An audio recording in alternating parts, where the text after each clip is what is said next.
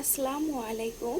আজ আমি আপনাদেরকে লাল শাক ভাজি করে দেখাবো চিংড়ি মাছ দিয়ে।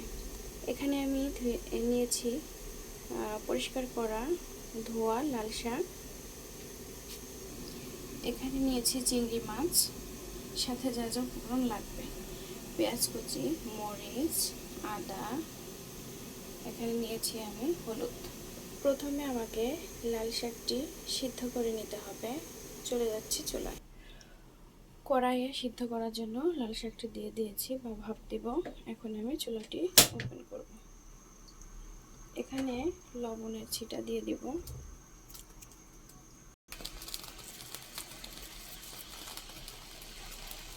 এখন ঢাকনা দিয়ে ঢেকে সিদ্ধ হওয়ার জন্য অপেক্ষা করব। সিদ্ধ হয়ে গেছে আমার লাল শাক। এখন আমি এটি উঠিয়ে নেব। সিদ্ধ শাকটি এখানে রেখেছি, এখন আমি তেলে দিয়ে দেব। কড়াইয়ে চলে আসছে। এখন আমি একে একে সব ধরনের উপকরণ দেব। প্রথমে তেল দিয়ে নিব।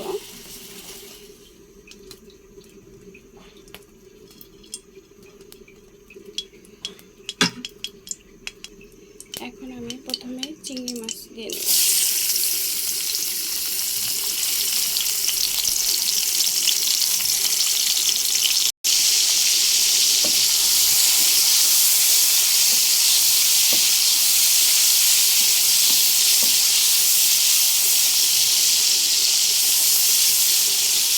চিংড়ি মাছ হালকা একটু ভাজা ভাজা হয়ে আসলে তখন আমি পেঁয়াজ কুচি, রসুন কুচি এবং মরিচ দিয়ে দেব। লাল শাক ভাজিতে কেউ হলুদ দেবেন না।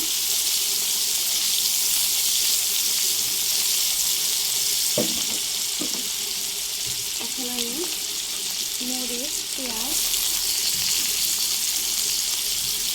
রসুন দেব।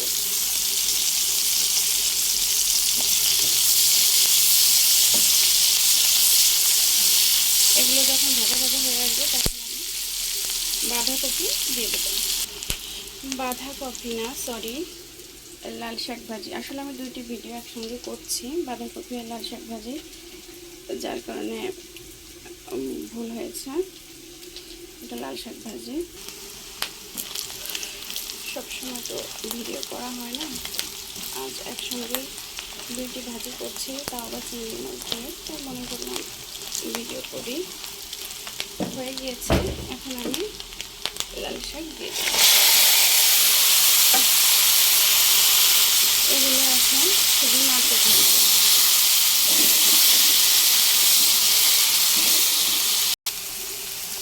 হয়ে গিয়েছে লাল শাক ভাজি। এখন আমি উঠিয়ে নেব।